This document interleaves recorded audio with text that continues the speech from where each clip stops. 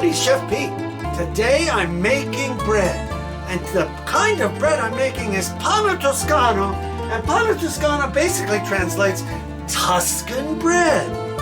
Like Tuscany, Italy, right? From there. Okay, so basically what this is you do this overnight, you get yourself your sponge. They call this a sponge.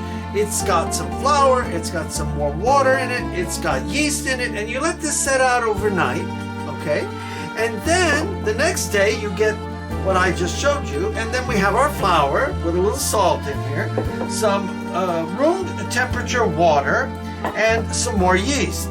Now, you could do this and knead it by hand on top of your board, or you could do like I like to do, is put it into the bread maker and let it do all the hard work, and then when we get it out, we will then put it, and today I'm going to put it, 2 round loaves I'm going to make in 2 round grease bowls, and we're going to let it, what we're going to let this do is rise again in both of these, and then rise, you're right, Anthony, rise!